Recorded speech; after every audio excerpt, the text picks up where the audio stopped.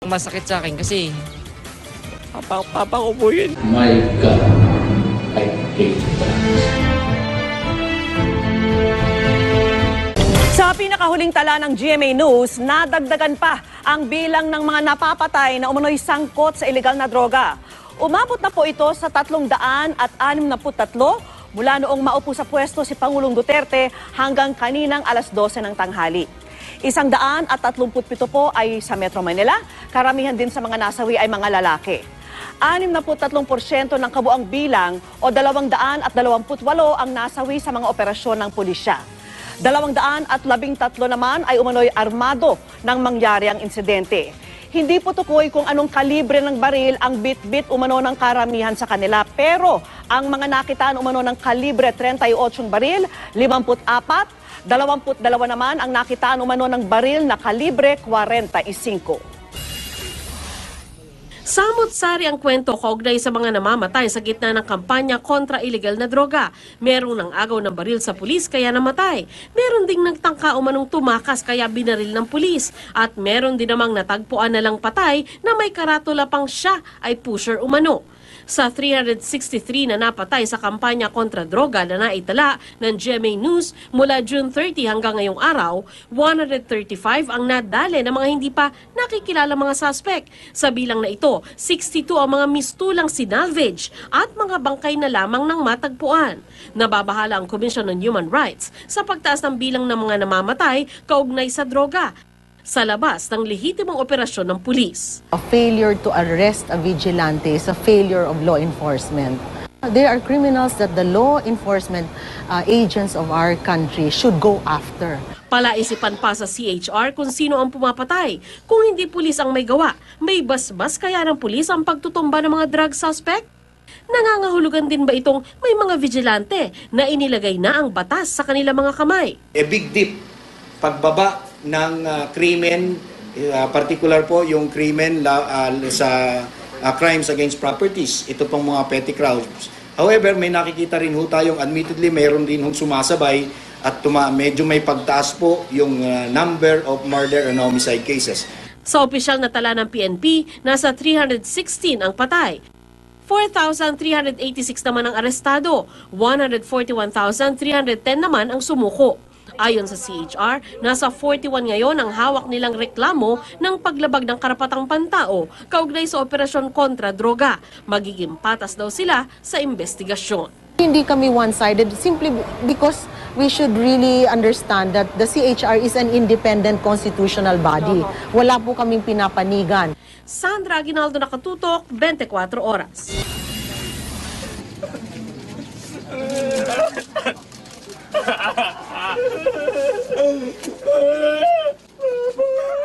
Labis ang pagtangis ng mga anak ni Brian Oliveros nang makitang patay na ang kanilang ama. Nangungupahan si Brian Oliveros sa bahay kung saan isinagawa ang isang buy-bust operation sa barangay Katuparan, Taguig City.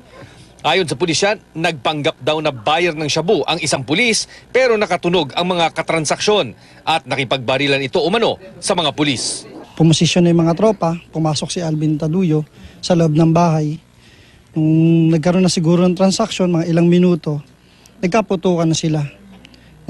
Sumisigaw na itong si Alvin Taduyo na habang papalabas ng si Alvin Taduyo, nakita ko ng duguan. Ayon sa pulisya, tulak din daw ng droga si Oliveros. Sabi ng kaanak ni Oliveros, gumagamit nga daw ito ng droga pero sana raw ay nabigyan ito ng pagkakataon na magbagong buhay. Masakit sa akin kasi papa ko po yun. Ang main target ng buy-bust operation na isang awol na pulis, napatay din. Di pa nakilala ang ikatlong lalaking namatay. Naka-duct tape ang mukha at nakahandusay sa gilid ng Marala Bridge sa Road 10 sa Maynila ang isang lalaki ng matagpuan pasado alas 12 ng hating gabi. Nakasabit sa sospek ang isang karatulang may nakasulat na drug lord ako. Nag-robing ako ng alas 12:30, wala pa yan. Tapos pag robing ko ulit ng alas 12:45, nakita ko nandyan na yung tao. Sa inisyal na investigasyon ng otoridad, may 3 saksak ng ice pick sa dibdib ang biktima. May nakapalibot na alambre sa liig nito at may marka ng pagkagapos ang mga kamay. Sa Sampaloc, Maynila, isa ang patay sa buy-bust operation ng District Anti-Illegal Drugs ng MPD.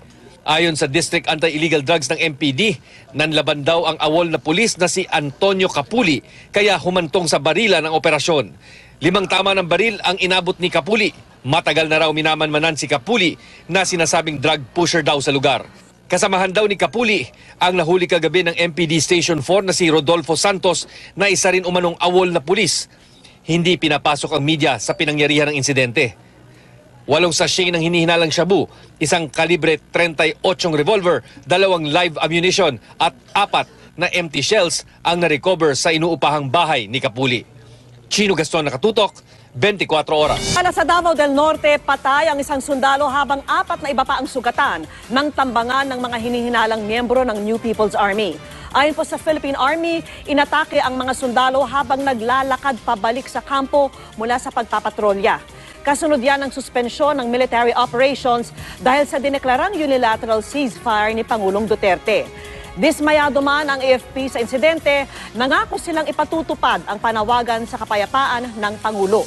Nangyari po ang ambush kahit nagdeklara na ng active defense mode ang NPA. Ibig sabihin daw nito, hindi sila aatake. Kaya ayon kay National Democratic Front Chief Negotiator Luis Halandoni, iniimbestigahan na nila ang nangyari. Si Pangulong Rodrigo Duterte nagbantang balik sa opensiba ang militar. Yan ay kung hindi makakapagbigay ng paliwanag ang NDF sa nangyaring ambush sa Davao del Norte. At nakatutok si Joseph Moro. Nagbabala si Pangulong Duterte sa Communist Party of the Philippines, National Democratic Front o CPP-NDF pagkatapos ma-ambush ng umano'y mga miyembro ng New People's Army o NPA ang ilang mga KAFGU sa Compostela Valley kaninang umaga. Sabi ng Pangulo, 3 KAFGU ang sugatan at 1 patay. Maghihintay daw ng sagot ang Pangulo mula sa CPP hanggang mamayang gabi. Ano ba to? Are we into this truce or are we not? Sinabi ko sa kanila, give me an answer by tonight because pag tomorrow wala, tatanggal itong... balik tayo sa away. Nung State of the Nation address ng Pangulo ay nagdeklara ng unilateral ceasefire ang gobyerno pero hanggang ngayon ay hindi pa rin nagbibigay ng kanilang ceasefire ang CPP-NDF. If you do not honor and you kill a single soldier or a CAPCO, who is also a soldier of the Republic, sabi ko, kalimutan na natin to. Fight na lang. And I demand an answer na kung sino yung nagkasala, they must be also put under disciplinary action. Otherwise, wala tayong pinag-usapan. That is my deal with it. Sinabi ng Pangulo sa harap ng mga sundalo sa Southern Luzon Command o SOLCOM na alam niyang hindi lahat ay pabor sa usapang pangkapayapaan sa komunistang grupo dahil marami na rin ang nagbuwis ng buhay sa laban sa mga komunista. Pero humingi ng pangunawa ang Pangulo na bigyan ito ng puwang para sa mga susunod na henerasyon. Mula rito sa Lucena City, Joseph Morong, Nakatutok, 24 oras. Samantala sa Caloocan pa lang, may 3 na namang umunoy sangkot sa illegal na droga ang nasawi sa magkakahiwalay na pamamaril. 2 sa kanila dati nang sumuko sa mga otoridad sa ilalim ng Oplan Tokhang. At nakatutok si Jay Sabale. Panay ang tulo ng luha ng babaeng ito habang pinagmamasdan ang wala ng buhay niyang kapatid na nakahandusay sa kali sa Barangay 73, Caloocan City. Ayon sa investigasyon ng pulisya, naglalaro ng Cara-E Cruz sa kalsada ang lalaking si Jessica Ramon. Bigla raw may dumating na nasa 10 nakabonet na mga salaring sakay ng mga motorsiklo. Isa raw sa mga salarin na nagpuputok ng warning shot na sinundan naman ng paglapit ng iba pa niyang kasama kay Kanamon. Doon na raw nila tinatad ng bala ang lalaki. Na-recover sa crime scene ang mga basyo ng kalibre 45 baril. May 4 na sachet ng hinihinalang shaburing nakuha mula sa pouch na nakuha sa bulsa ni Kanamon. Sa Barangay 86 naman, patay rin ang lalaking si Edward Williams matapos pagbabarilin ng 4 na nakamotorsiklong mga salarin. Nauna na umanong sumuko si Williams sa mga otoridad dahil sa Oplan Tokhang. Nangyari pamamaril sa harap ng burol ng pinsan ni Williams na pinatay rin sa pamamaril noong Sabado. May umano'y drug pusher ding binaril ng mga nakamotorsiklong salarin sa Barangay 33. Sumuko na rin sa mga otoridad ang lalaking si Jaime Trinidad at sabi ng kanyang pamilya, nagbago na raw ito. 4 na tama ng bala naman ang tinamo ng umano'y drug pusher at user na si Racy Mohagan. Matapos pagbabarilin sa Payatas, Quezon City, tikom ang bibig ng mga kapitbahay ni Mohagan tungkol sa umano'y pagkakasangkot nito sa droga. Nauwi naman sa shootout ang ikinasang bypass operation laban sa umano'y pusher na si alias Charlie sa Tanay Rizal. Mismo mga sumukong drug suspect daw ang nagtimbre sa mga pulis na magbabagsak si Charlie ng droga roon. Nang uhulihin na raw ang suspect, bigla itong tumakbo habang nagpapaputok ng baril. Nahulihan ng 1 sachet ng umano'y shabu at baril si Charlie na notorious din umanong magnanakaw. Maganda-ganda ho yung baril na ginamit niya, 357 po nakita namin. So, nakailang putok din po siya dito kanina. Merong hindi pumutok, may mga pumutok po. So, at least yung mga tropa na wala naman pong nadisgrasya. Nahulikam naman ang pamamaril sa isang kapitan ng barangay sa Pasay. Ang mga suspect ay tila siniguradong mapapatay ang biktima dahil binalikan pa nila at muling pinaputukan. Nakatutok si Ivan Mayrina. Kuha ito ng CCTV sa kanto ng E. Rodriguez at Tangkian, Barangay 4, Pasay City, pasado alas 7 ng gabi. Makikita ang pagdating na magkaangkas sa isang motorsiklo na saglit na titigil sa gitna ng kalsada. Hindi hagip sa CCTV pero kasalukuyang may inaalalayang papaatras sa sakyan daw noon ang kapitan ng barangay na si Alberto Argelles. Maya-maya pa, bahagyang umabante ang motorsiklo. Buwabang nakaangkas sa motor, naglabas ang baril at pinaputukan ng kapitan. Sa isa pang CCTV sa mas malayong anggulo, makikita ang pagbagsak ni kapitan. Sinundan pa po ng 2 putok. Ang tama ni kapitan nasa dibdib tsaka 2 sa ulo. Agad na tumakas ang suspect sakay ng motorsiklo patungo sa direksyon ng Rojas Boulevard. Naitakbo pa sa ospital si Kapitan Alberto pero namatay din.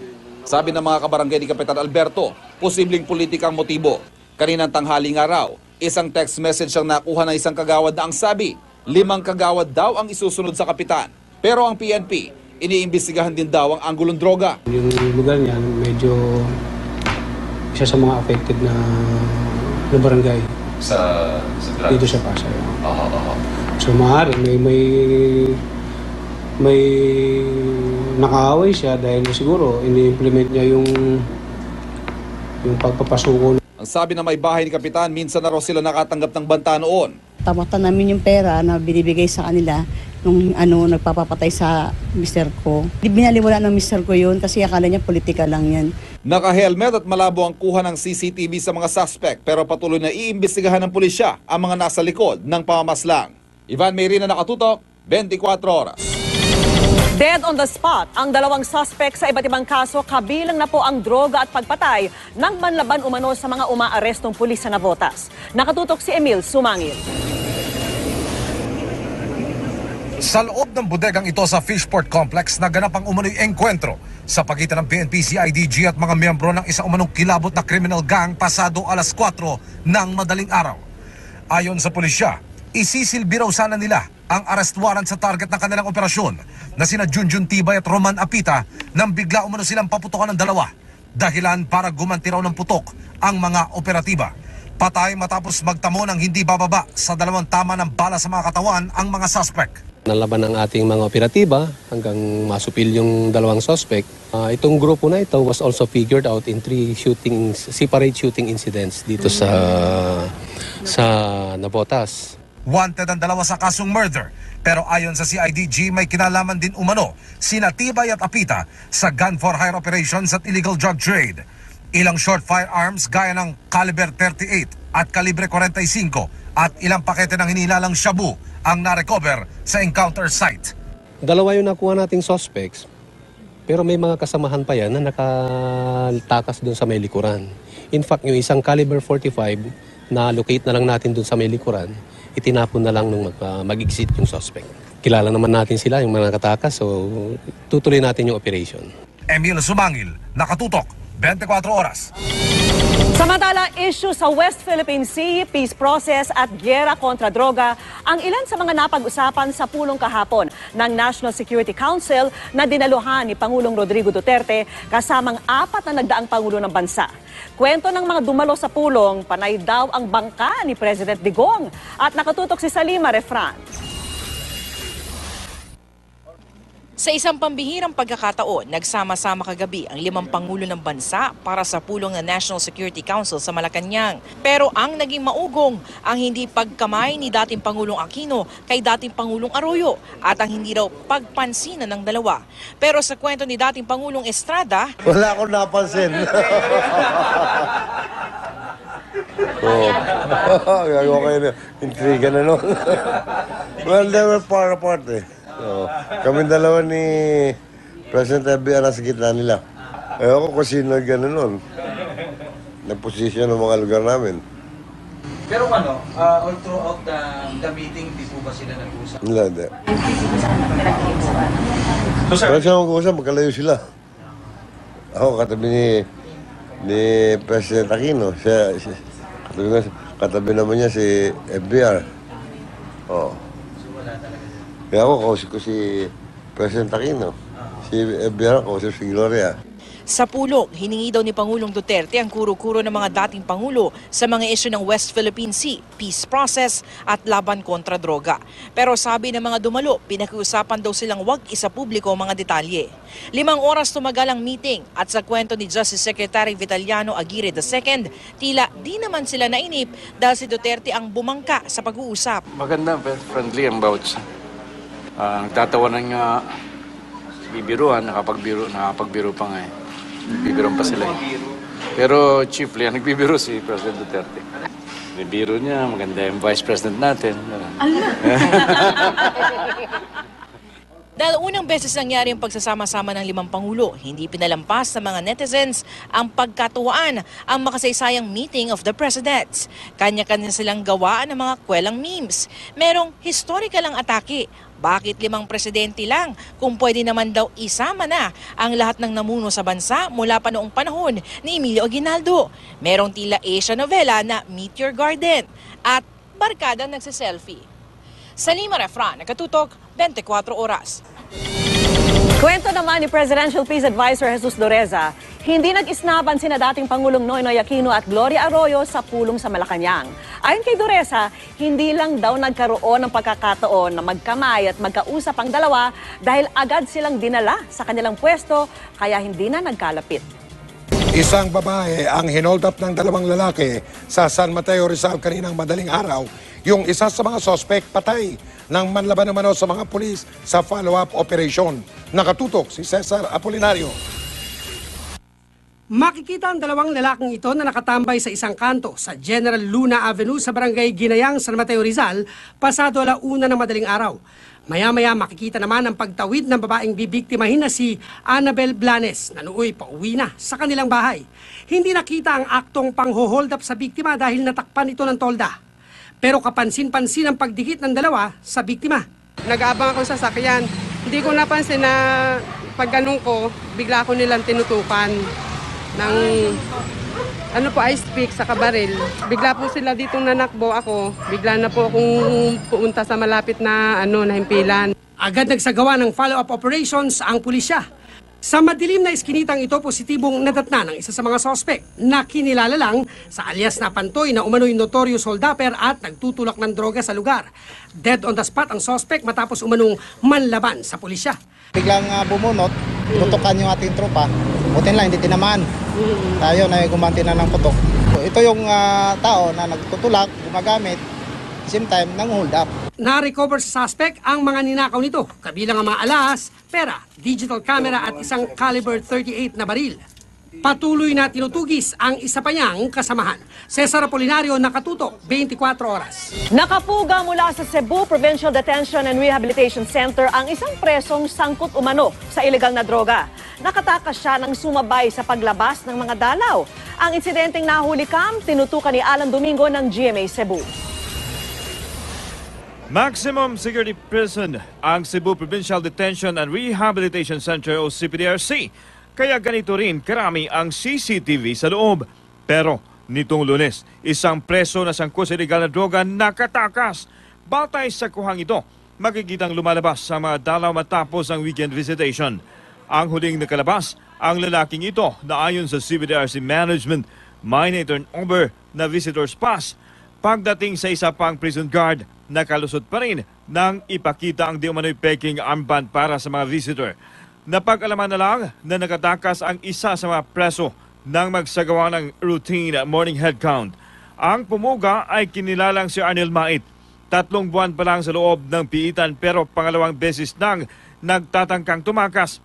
Iniimbestigahan na ngayon ng Kapitolyo ang nangyaring pagpuga habang patuloy ang paghahanap sa pugante. Actually, security lapse dito. Sipyat dito ba kay kanang nakagawas good. Kanina naglabas ng ultimatum ang CPDRC management. Sumuko na ngayong araw. Nangako ang pamunuan na hindi sasaktan ng pugante. Pagbalik kulungan, bibigyan din daw ng 30,000 pesos ang kanyang pamilya. Kalahati nito manggagaling mismo sa ipon ng mga kakusa niya sa CPDRC. Alan Domingo, nakatutok 24 oras. Iniimbestigahan ng pulisya ang pamamaril na ikinamatay ng 20 taong gulang na estudyante sa Laguna. Ang hinala po ng mga otoridad, may kinalaman sa fraternity ang pamamaril. Nakatutok si JP Soriano. Isang tama ng baril sa ulo ang inabot ng third-year college student na si Eric Alarco ng Colegio de San Juan de Letran, Calamba kahapon ng hapon habang pauwi mula sa eskwelahan.